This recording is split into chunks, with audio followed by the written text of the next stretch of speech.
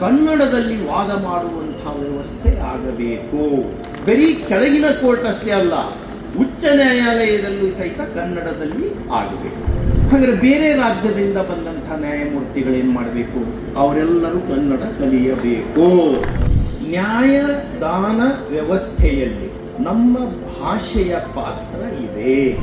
ನಾವು ಇವ್ರ ಮುಂದೆ ಹೋಗಿ ವಾದ ಮಾಡಬಹುದು ಅನ್ನುವಂಥ ವಾತಾವರಣವನ್ನು ಸೃಷ್ಟಿ ಮಾಡಬೇಕು.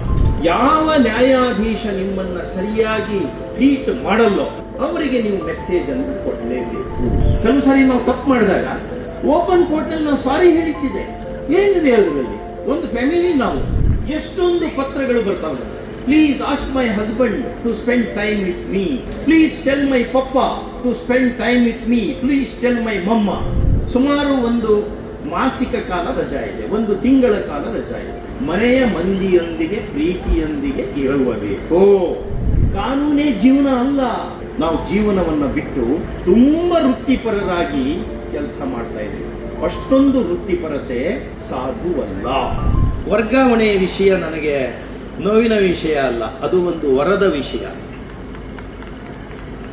ಇಲ್ಲಿಂದ ಬಿಟ್ಟು ಹೋಗುವಾಗ ಸ್ವಲ್ಪ ಕೆಟ್ಟ ಅನ್ನಿಸ್ತು. ಅಂದ್ರೆ ನಿಮ್ನೆಲ್ಲ ಬಿಟ್ಟು ನಾ ಹೋಗ್ತೀನಿ, ನಮ್ಮದೆಲ್ಲದ ನಾಡಿಗೆ ಹೊರಟೀನಿ. ನಮ್ಮ ನಾಡನ್ನ, ನಮ್ಮ ನುಡಿಯನ್ನ, ನಮ್ಮ ನೆಲವನ್ನ, ಜಲವನ್ನ, ಜನವನ್ನ, ಗಡಿ ಗುಡ್ಡಗಳನ್ನ ಬಿಟ್ಕೊಂಡು ನಾ ಹೊರಟೀನಿ. ದೂರದ ನಾಡು, ಪೂರ್ವಾಂಚಲ, ಅಲ್ಲಿ ಯಾರೋ ಏನೋ, ಅಲ್ಲಿ ಜನ ಹೇಗೋ, ಅಲ್ಲಿ ಜನರ ಸಮಸ್ಯೆಗಳು ಏನೋ, ಆ ಸಮಸ್ಯೆಗಳಿಗೆ ಭಾಷೆ ಬರೆದಂಥವನು ಸ್ಪಂದನ ಮಾಡುವಂಥದ್ದು ಹೇಗೆ, ಇಂಥದ್ದೆಲ್ಲ ಹತ್ತಾರು ಪ್ರಶ್ನೆಗಳು ಮನಸ್ಸಿನಲ್ಲಿತ್ತು. ಆದರೆ ಅಲ್ಲಿ ಹೋದ ಮೇಲೆ ನನಗೆ ಆ ಒರಿಸ್ಸಾ ರಾಜ್ಯದ ಬಗ್ಗೆ ಒಂದು ಪ್ರೀತಿ ಹುಟ್ಟುಬಿಟ್ಟಿದೆ. ಅವರು ಸಹಿತ ನಿಮ್ಮಷ್ಟೇ ಸಭ್ಯ ಇರುವಂಥ ಜನರವರು. ಅಲ್ಲಿ ಸ್ವಲ್ಪ ಬಡತನ ಇದೆಲ್ಲ ಇದೆ. ಅಲ್ಲಿಗೆ ಹೋದಾಗ ಅಲ್ಲಿಯ ಪ್ರೆಸಿಡೆಂಟ್ ಆಫ್ ಭಾರತ್, ನಮ್ಮ ವಿವೇಕ ಇದಾರಲ್ಲ, ಆ ರೀತಿ ಅವರು ಬಂದು ಹೇಳಿದರು, ನೋಡಿ ಇಲ್ಲಿ ಜನರಿಗೆ ಇಂಗ್ಲಿಷ್ ಬರಲ್ಲ, ಹಾಗಾಗಿ ನೀವು ಬೇಗನೆ ಒರಿಯಾ ಭಾಷೆಯನ್ನು ಕಲಿಬೇಕು. ಆ ಭಾಷೆಯಲ್ಲಿ ಅವರೊಂದಿಗೆ ನೀವು ಮಾತಾಡಿದರೆ ಅಥವಾ ಅವರು ಆ ಭಾಷೆಯಲ್ಲಿ ಮಾತಾಡಿದ್ದನ್ನು ನೀವು ಗ್ರಹಿಸಿದರೆ ನ್ಯಾಯ ಒದಗಿಸಲಿಕ್ಕೆ ಸಾಧ್ಯ. ಬರೀ ಇಂಗ್ಲೀಷ್ನಲ್ಲಿ ಮಾತಾಡಿದ್ರೆ ಆಗಲ್ಲ. ನೀವು ತುಂಬ ಇಂಗ್ಲೀಷ್ ಮಾತಾಡ್ತೀರಿ ಅಂತ ನಾವು ಕೇಳ್ಪಟ್ಟೀವಿ ಅನ್ನುವಂಥ ಒಂದು ಕಂಪ್ಲೇಂಟು ಹಾಕಿಯೇ ಬಿಟ್ಟು ನಾನೊಂದೇ ಆಯಿತು, ನನಗೆ ನಾವು ಒರಿಯಾ ಕಲಿಯೋ ಪ್ರಯತ್ನ ಮಾಡ್ತೀನಿ. ಒರಿಯಾದಲ್ಲಿ ಸುಮಾರು 50-60% ಶಬ್ದಗಳೆಲ್ಲ ಸಂಸ್ಕೃತದಲ್ಲಿದ್ದಾವು. ಹಾಗಾಗಿ ನಾನು ಕಲಿಯುವಂಥ ಪ್ರಯತ್ನ ಒಂದು ಹಂತದವರೆಗೆ ಸಫಲ ಆಯಿತು. ಒರಿಯಾ ಭಾಷೆಯಲ್ಲಿ ನಾನು ಮಾತಾಡಲಿಕ್ಕಾಗ್ತದೆ. ನಂತರ ಒರಿಯಾ ಭಾಷೆಯಲ್ಲಿ ಯಾರಾದರೂ ಮಾತಾಡಿದರೆ ಪೂರ್ಣವಾಗಿ ಅರ್ಥ ಆಗ್ತದೆ. ನಾನೇನು ಹೇಳ್ತಾ ಇದ್ದೀನಿ ಅಂದರೆ, ನ್ಯಾಯದಾನ ವ್ಯವಸ್ಥೆಯಲ್ಲಿ ನಮ್ಮ ಭಾಷೆಯ ಪಾತ್ರ ಇದೆ. ಇಂಗ್ಲಿಷು ಪರಭಾಷೆ. ಜೀಸಸ್ ಕ್ರೈಸ್ಟ್ಗೆ ಇಂಗ್ಲಿಷ್ ಬರ್ತಿರಲಿಲ್ಲ. ನೋಡಿ, ಸ್ಟ್ಯಾಂಡರ್ಡ್ ಬಯೋಗ್ರಫಿಯನ್ನು ನೋಡಿ. ನಮ್ಮ ಭಾಷೆ, ಆ ಭಾಷೆಯಲ್ಲಿ ಸಂವಹನ ಶಕ್ತಿ ಜಾಸ್ತಿ ಇರ್ತದೆ, ಚೈತ್ರಕ ಶಕ್ತಿ ಜಾಸ್ತಿ ಇರ್ತದೆ, ಭಾವ ಅರ್ಥವನ್ನು ಶಬ್ದ ವಾಹನ ಹೊತ್ಕೊಂಡು ಹೋಗ್ತದೆ. ಅನ್ಯ ಭಾಷೆಯಲ್ಲಿ ಅದು ಆಗುವುದಿಲ್ಲ. ಹಾಗಾಗಿ ಕನ್ನಡದಲ್ಲಿ ವಾದ ಮಾಡುವಂಥ ವ್ಯವಸ್ಥೆ ಆಗಬೇಕು. ಬರೀ ಕೆಳಗಿನ ಕೋರ್ಟ್ ಅಷ್ಟೇ ಅಲ್ಲ, ಉಚ್ಚ ನ್ಯಾಯಾಲಯದಲ್ಲೂ ಸಹಿತ ಕನ್ನಡದಲ್ಲಿ ಆಗಬೇಕು. ಹಾಗಾದ್ರೆ ಬೇರೆ ರಾಜ್ಯದಿಂದ ಬಂದಂಥ ನ್ಯಾಯಮೂರ್ತಿಗಳೇನು ಮಾಡಬೇಕು? ಅವರೆಲ್ಲರೂ ಕನ್ನಡ ಕಲಿಯಬೇಕು. ಯಾಕೆ ಅಂದರೆ ಕನ್ನಡದ ನೆಲದಲ್ಲಿ ಇರ್ತೀರಿ ನೀವು. ಕನ್ನಡದ ಜನ ನಿಮಗಾಗಿ ಸೌಕೋತಿರ್ತಾರೆ. ಕನ್ನಡದ ಜನರು ಬೆಳೆದಂಥ ಅಕ್ಕಿ, ಭತ್ತ, ಗೋಧಿ, ಜೋಳ ಇವನ್ನೆಲ್ಲ ಉಪಯೋಗಿಸ್ತೀರಿ ನೀವು. ಕಾವೇರಿ ನೀರನ್ನು ಇಟ್ಕೊಂಡು ಅಡಿಗೆ ಮಾಡ್ಕೊಳ್ತೀರಿ. ನೀರಡಿಕೆ ಆದಾಗ ಕುಡಿದು ನೀರಡಿಕೆಯನ್ನು ಕರಗಿಸ್ತೀರಿ. ಭಾಷೆ ಬೇಡ ಅಂದರೆ ಹೆಂಗೆ? ಸ್ವಲ್ಪ ತ್ರಾಸಾಗ್ತದೆ. ಆದರೆ ಇಲ್ಲಿಗೆ ಬಂದಂಥ ಮಹನೀಯರು ಅನೇಕರು ಈ ಭಾಷೆಯನ್ನು ಕಲ್ತಿದ್ದೀರಿ. ಆ ಭಾಷೆಯನ್ನು ಕಲಿಬೇಕು. ಇದು ಮೊದಲನೇ ಮನವಿ ನಂದು. ಇದು ನ್ಯಾಯಾಧೀಶರಿಗೆ ಮತ್ತು ಹೊರಗಿನಿಂದ ಬಂದಂಥ ವಕೀಲರಿಗೂ ಸಹಿತ ನನ್ನ ಈ ಮನವಿ ಇದೆ. ಎರಡನೆಯದು, ನಾವು ವಕೀಲರುಗಳ ವಾದವನ್ನು ಇವರು ಮುಂದೆ ಹೋಗಿ ವಾದ ಮಾಡಬಹುದು ಅನ್ನುವಂಥ ವಾತಾವರಣವನ್ನು ಸೃಷ್ಟಿ ಮಾಡಬೇಕು. ಇವ್ರನ್ನ ನೀವು ಹೇಳೋಕ್ಕಿಂತ ಮೊದಲೇ ನಿಮ್ಮ ಮೈ ಮೇಲೆ ನಾ ಬಿದ್ದುಬಿಟ್ಟೆ ಅಂದ್ರೆ ವಾದ ಮಾಡೋ ಬಗೆ ಹೇಗೆ? ಇವನೇನಪ್ಪ ಮರಯ್ಯ, ಇವನ್ ಮುಂದೆ ವಾದ ಮಾಡೋದೇಂಗೋ ಯಪ್ಪ, ಆ ರೀತಿ ಅನಿಸ್ಬಾರ್ದು. ರೈಟ್ ರಾಂಗ್, ನನ್ನ ವಾದವನ್ನ ಈ ನ್ಯಾಯಾಧೀಶ ಕೇಳ್ತಾನೆ. ಜಡ್ಜ್ಮೆಂಟ್ ಹೆಂಗದಾಗಲಿ, ನಿಮ್ಮ ಪರವಾಗಿ ಆಗತ್ತೆ, ಅವ್ರ ಪರವಾಗಿ ಆಗತ್ತೆ, ಅದ್ರ ಮೇಲೊಂದು ಅಪೀಲ್ ಬೀಳುತ್ತೆ, ರಿವ್ಯೂ ಬರುತ್ತೆ, ಎಂತಂದ್ರೆ ಆಗಲಿ. ಆದ್ರೆ ಈ ಕೋರ್ಟಿಗೆ ಹೋಗುವಾಗನೇ ಅಯ್ಯೋ ನಾ ಹೋಗೋ ಪ್ಲೇಸ್ ಅಲ್ಲ ಇದು, ಆದರೆ ಹೋಗಲೇಬೇಕಾಗಿದೆ, ಯಾಕಂದ್ರೆ ಕ್ಲೈಂಟು ಒಂದು ಫೀ ಕೊಟ್ಟಾನೆ, ಕ್ಲೈಂಟಿಗೆ ಅನ್ಯಾಯ ಆಗಿದೆ, ನಾನು ಹೋಗಿ ಆರ್ಗ್ಯೂ ಮಾಡಲೇಬೇಕು ಅನ್ನುವಂಥ ಒತ್ತಡ ಉಂಟಾಗಬಾರ್ದು. ನಾನು ಅನೇಕ ಜನ ವಕೀಲರಿಗೆ ಬೈದಿದ್ದೇನೆ, ಆದರೆ ಎಂದು ಸತ್ಯವಾಗಿ ಹೇಳ್ತೇನೆ, ನನ್ನ ಯಾವುದೇ ಜಡ್ಜ್ಮೆಂಟ್ನಲ್ಲಿ ಸಿಟ್ಟು, ಚಡಾಕು, ಅರಿಷಡ್ ವರ್ಗಗಳು ಕಾಣಲ್ಲ ನಿಮಗೆ. ಅದರಲ್ಲಿ ಭಾಷೆ, ಕಾನೂನು, ನ್ಯಾಯಗಳು ಸಿಗ್ತದೆ. ಇದನ್ನು ನಾನು ಹೆಮ್ಮೆಯಿಂದ ಮತ್ತು ನಮ್ರವಾಗಿ ನಿಮ್ಮ ಮುಂದೆ ಹೇಳ್ತೇನೆ. ನಾನು ಎಷ್ಟೋ ಸರಿ ಕೆಲವು ಲಾಯರು ಅವತ್ತು ನಾ ಬೈದು ಇದು ಮಾಡಿಲ್ಲ ಅಂದ್ರೆ ಇವತ್ತು ನೀವು ಮೂಡ್ ಸರಿ ಇಲ್ಲ, ಇನ್ನೊಂದು ದಿವಸ ಇಟ್ಟುಕೊಳ್ರಿ, ಇಲ್ಲ ನಾನು ಒಳ್ಳೆ ಮೂಡ್ನಲ್ಲಿ ಇದ್ದೇನೆ, ಇಲ್ಲ ಬೈತಾನೆ ಇಲ್ಲ ನೀವು ಇವತ್ತು ಅಂತ, ಇಲ್ಲ ಹಂಗಿಲ್ಲ ನಾವು ವಾದ ಮಾಡಿ ಅಂತ ಕರ್ಕೊಂಡು ನಾ ಹೇಳ್ತಿದ್ದೆ. ಯಾವುದೇ ಯಂಗ್ಸ್ಟರ್ ಬಂದರೆ ಈಗ ಹೆಂಗೆ ನನಗೆ ಇರುವಂಥ ಮಾಹಿತಿ ಬೇರೆ ನಿಮ್ಮಂಥವರಿಂದನೇ ಇರುವಂಥದ್ದು. ಈ ವೇದಿಕೆಯ ಮುಖಾಂತರ ನಾನು ನಿಮ್ಮೆಲ್ಲರಿಗೆ ಕೇಳ್ಕೊಳ್ತಾ ಇದ್ದೇನೆ, ಯಾವ ನ್ಯಾಯಾಧೀಶ ನಿಮ್ಮನ್ನ ಸರಿಯಾಗಿ ಟ್ರೀಟ್ ಮಾಡಲ್ಲೋ ಅವರಿಗೆ ನೀವು ಮೆಸೇಜ್ ಅನ್ನು ಕೊಡಲೇಬೇಕು. ಸ್ವಾಮಿ ಇದು ಅಲ್ಲ, ಅದು ನಮ್ಮವರು ಅಂದ್ಕೊಂಡವರು, ಹೊರಗಿನಿಂದ ಬಂದವರು ನಮ್ಮವರೇ, ಅವರೇನು ಪಾಕಿಸ್ತಾನದಿಂದ ಬಂದಿಲ್ಲ, ಅಫ್ಘಾನಿಸ್ತಾನದಿಂದ ಬಂದಿಲ್ಲ, ನಮ್ಮ ಭಾರತದ ಮಾತೆಯ ಒಂದು ಭಾಗದಿಂದನೇ ಬಂದಂಥವ್ರು ಎಲ್ಲರೂ. ಯಾರೇ ಇಲ್ಲಿ ಹೊರಗಿನವರು ಅಂತ ಅನ್ನೋ ಪ್ರಶ್ನೆ ಇಲ್ಲ, ಎಲ್ಲರೂ ಇಲ್ಲಿಗೆ ಬಂದ ಮೇಲೆ ಇಲ್ಲಿಯವರೇ. ಆದರೆ ಅವರು ಇಲ್ಲಿಯವರ ಆಗಿ ನಡ್ಕೊಳ್ಬೇಕು. ಯಾವಾಗ ಆಗತ್ತದು? ವಾದ ಮಾಡ್ಲಿಕ್ಕೆ ಬಂದಂಥ ವಕೀಲರನ್ನ ಕೆಲವು ಸಾರಿ ನಾವು ತಪ್ಪು ಮಾಡಿದಾಗ ಓಪನ್ ಕೋರ್ಟ್ನಲ್ಲಿ ನಾವು ಸಾರಿ ಹೇಳಿದ್ದಿದೆ, ನಾವು ತಪ್ಪು ಮಾಡಿದ್ದೇವೆ, ನೀವು ಕ್ಷಮಾ ಮಾಡಿ ಅಂತ ಕೇಳಿದ್ದಿದೆ. ವಿವೇಕಿಗೆ ನಾ ಕೇಳಿದ್ದಿದೆ, ಇದನ್ನ ವಿವೇಕಿ ಕೇಳಿದ್ದಿದೆ, sorry Vivek, I was not in good mood, you have to excuse me. ಏನಿದೆ ಅದರಲ್ಲಿ? ಒಂದು ಫ್ಯಾಮಿಲಿ, ನಾವು ಅಣ್ಣ ತಮ್ಮ ಬೈದ್ರೆ, ಅಕ್ಕ ತಂಗಿ ಬೈದ್ರೆ ನಾವು ತಡ್ಕೊಳ್ತೀವಿ, ಬೇರೆಯವರು ಅಂತ ಯಾಕೆ ಅಂದ್ಕೊಳ್ತೀವಿ? ನಾವು ಬೇರೆಯವರಲ್ಲ ನಾವು. ಹಾಗಾಗಿ ಈ ವೇದಿಕೆಯ ಮುಖಾಂತರ ನಾನು ಸಂಬಂಧಪಟ್ಟಂಥ ನ್ಯಾಯಾಧೀಶರಿಗೆ ಮನವಿಯನ್ನ ಮಾಡಿಕೊಳ್ಳುತ್ತಿದ್ದೇನೆ, ನೀವು ನಮ್ಮೆಲ್ಲರನ್ನ ಪ್ರೀತಿ ಮತ್ತು ಗೌರವದಿಂದ ನಡೆಸಿಕೊಳ್ಳಬೇಕು. ಹಾಗಾದ್ರೆ ಈಗ ನಡೀತಾ ಇಲ್ವಾ ಅಂತ ನೀವು ಪ್ರಶ್ನೆ ಕೇಳಿದರೆ ಉತ್ತರ ನಿಮ್ಮತ್ತಿಗೆ, ನಂಗೆ ಗೊತ್ತಿಲ್ಲ, ನಾವು ಹೊರಗಿನಿಂದ ಬಂದೆ, ಅದಕ್ಕೆ ಉತ್ತರ ನಂಗೆ ಗೊತ್ತಿಲ್ಲ. ಆ ರೀತಿಯ ಮಾತುಗಳು ಕೇಳಬೇಕಾಗಿದೆ. ಏನಂತ?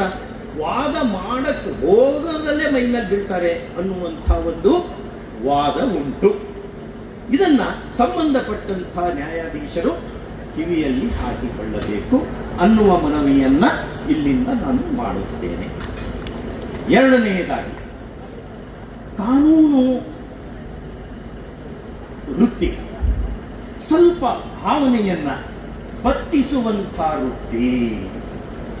ಭಾವನೆಗಳು ಸ್ವಲ್ಪ ಬತ್ತಾರೆ, ಪ್ರೀತಿ ಪ್ರೇಮಗಳು ಸ್ವಲ್ಪ, ಆ ಬುಗ್ಗೆಗಳು ಸ್ವಲ್ಪ ಘಾಸಿಗೊಳ್ತವೆ. ಅಲ್ಲಿ ಇರುವಂಥ ನಿಮ್ಗೇನು ರಜೆ ಸಿಗತ್ತಲ್ಲ, ಸುಮಾರು ಒಂದು ಮಾಸಿಕ ಕಾಲ ರಜಾ ಇದೆ, ಒಂದು ತಿಂಗಳ ಕಾಲ ರಜಾ ಇದೆ. ಆ ರಜೆಯಲ್ಲಿ ನನ್ನ ಸ್ನೇಹಿತ ಮತ್ತು ರಾಜ್ಯದ ಅಡ್ವೊಕೇಟ್ ಜನರಲ್ ಆದಂಥ ಶಶಿಕಿರಣ ಶೆಟ್ಟಿಯವರು ಹೇಳಿದ ಹಾಗೆ ಕಾನೂನು ಪುಸ್ತಕಗಳನ್ನು ತೆಗೆದಿಟ್ಟುಕೊಳ್ಬೇಕು ಹೊರಗಡೆ, ಬೇರೆ ಪುಸ್ತಕಗಳನ್ನು ತೆಗೆದಿಟ್ಟುವ ಅಡ್ಡಿ ಇಲ್ಲ, ಮನೆಯ ಮಂದಿಯೊಂದಿಗೆ ಪ್ರೀತಿಯೊಂದಿಗೆ ಇರಬೇಕು. ಎಷ್ಟೊಂದು ಪತ್ರಗಳು ಬರ್ತಾವೆ, please ask my husband to spend time with me, please tell my papa to spend time with me, please tell my mama to spend time with me, they are not sending time with me ಅಂತ ಅನ್ಕೊಂಡು ಎಷ್ಟು ಪತ್ರಗಳು ಬರ್ತಾವೆ. ನಾವು ಇಲ್ಲಿ ಒಂದು ಬುಟ್ಟಿ ತುಂಬ ತಂದು ಕೊಡ್ಬೋದು ನಾವು ಪತ್ರವನ್ನು. ಮಕ್ಕಳಿಗೆ ನಿಮ್ಮ ಮುಂದೆ ಹೇಳಕ್ಕೆ ಹೆದರ್ತಾರೆ, ಹೆಂಡತಿ ಹೇಳಲಿಕ್ಕೆ ಮುಜುಗರ ಅವಳಿಗೆ, ಪಾಪ ನನ್ನ ಪತಿ ಹೋಗಿ ಕಷ್ಟಪಟ್ಕೊಂಡು ಬರ್ತಾನೆ, ಇದನ್ನ ಹೆಂಗೆ ಹೇಳೋದು ನಾನು? ಹಾಗಾಗಿ ನಾನು ಶಶಿ ಹೇಳಿದಂಥ ಆ ಮಾತನ್ನ ಪೂರ್ಣ ಪ್ರಮಾಣದಲ್ಲಿ ನಾವು ಒಪ್ತೇವೆ. ಜೀವನ ಕಾನೂನಲ್ಲ, ಕಾನೂನೇ ಜೀವನ ಅಲ್ಲ. ಜೀವನ ಬೇರೆ ಕಡೆ ಇದೆ. ಬಹಳ ಹಿಂದೆ ಒಂದು ಜಾನಿ ವಾಕರ್ ಬಾಟಲ್ ಮೇಲೆ ಒಂದು ಪ್ರಿಂಟ್ ಮಾಡಿದ್ದಿತ್ತು, ಕ್ರೇವ್ ಮಾಡ್ಕೊಂಡಿದ್ದಿತ್ತು, O life where are you ಅಂತಿರ್ತಾರೆ. ಹಂಗೆ ಆಗಿದೆ. ನಾವು ಜೀವನವನ್ನು ಬಿಟ್ಟು ತುಂಬ ವೃತ್ತಿಪರರಾಗಿ ಕೆಲಸ ಮಾಡ್ತಾ ಇದ್ದೇವೆ. ಅಷ್ಟೊಂದು ವೃತ್ತಿಪರತೆ ಸಾಧುವಲ್ಲ. ಹಾಗಾಗಿ ನಿಮ್ಮ ಮಾನಸಿಕ ಆರೋಗ್ಯ ಮತ್ತು ದೈಹಿಕ ಆರೋಗ್ಯದ ಕಡೆ ಗಮನ ಕೊಡಬೇಕು.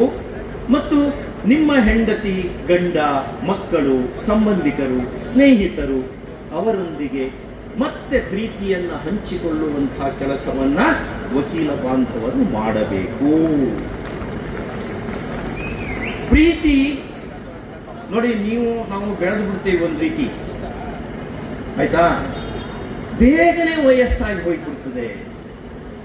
ಟಿ.ಎಸ್. ಇಲಿಯಟ್ ಅನ್ನುವಂಥ ಒಬ್ಬ ಕವಿಯ ಒಂದು ಸ್ಟ್ಯಾಂಜಾ, ಒಂದು ಪೋಯಮದ ಒಂದು ಸ್ಟ್ಯಾಂಜಾ ಇದೆ. Where is life we have lost in living. ನಾವು ಜೀವನ ಮಾಡಿ ಜೀವನವನ್ನು ಕಳ್ಕೊಳ್ತೇವೆ. ಬಹಳ ಚಂದ ಬರೀತಾನ ಒಬ್ಬ ಇಂಗ್ಲಿಷ್ ಪೋಯೆಟ್, ವಿಕ್ಟೋರಿಯನ್ ಪೋಯೆಟ್ ಅವ. Where is the life we have lost in living? Where is the wisdom we have lost in knowledge? Where is the knowledge we have lost in information?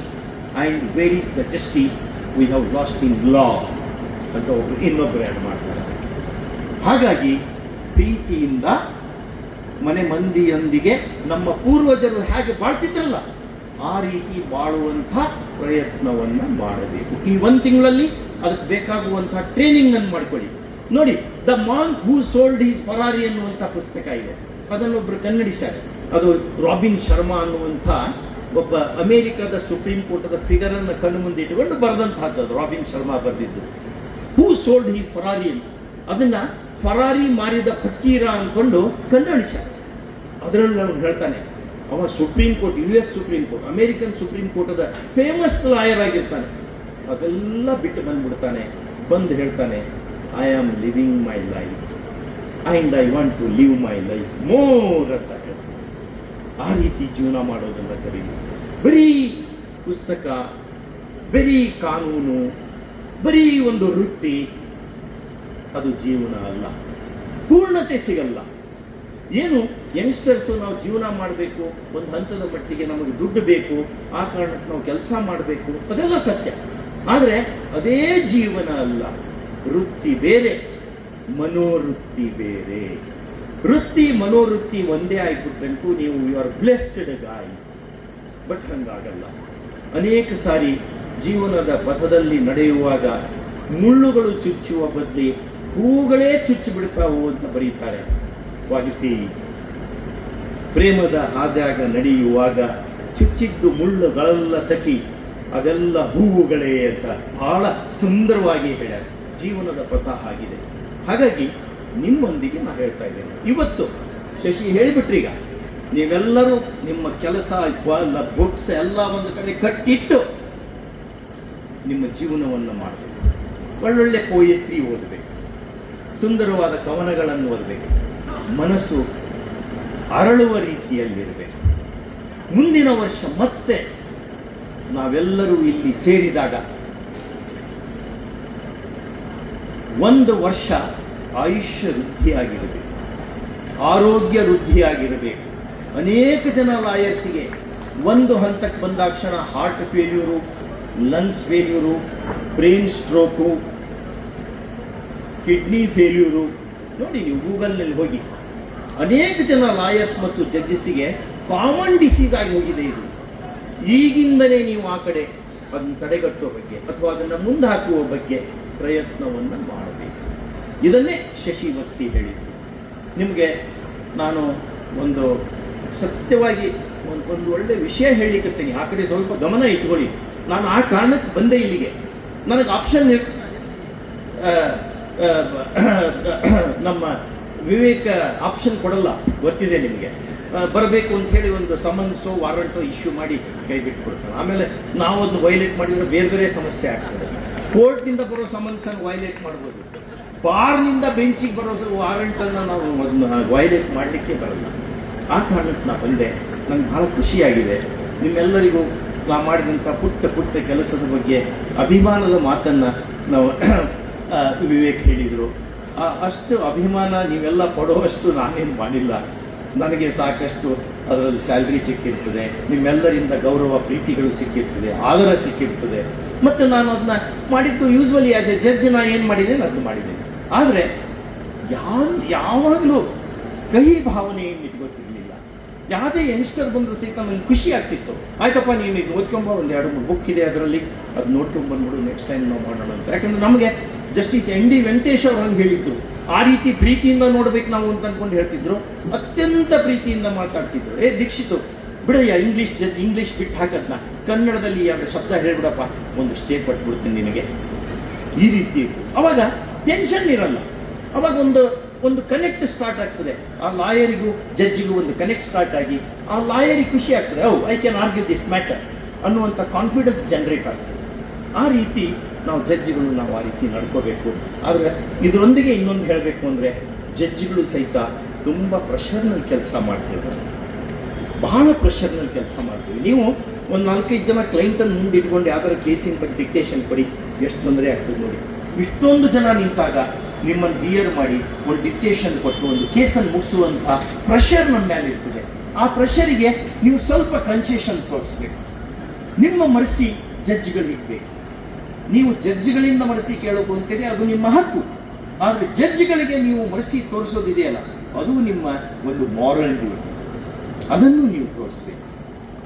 ನನ್ನನ್ನು ಇಲ್ಲಿ ಕರೆದು ಎಲ್ಲರೂ ಪದಾಧಿಕಾರಿಗಳು ಪ್ರೀತಿಯಿಂದ, ಅತ್ಯಂತ ಪ್ರೀತಿಯಿಂದ ಕರೆದು ಸ್ವಲ್ಪ ಜಾಸ್ತಿನೇ ಹೊಗಳಿ ನನಗೆ ನಿಮ್ಮೆಲ್ಲರಿಗೆ ನಾನು ಆಭಾರಿಯಾಗಿದ್ದೇನೆ.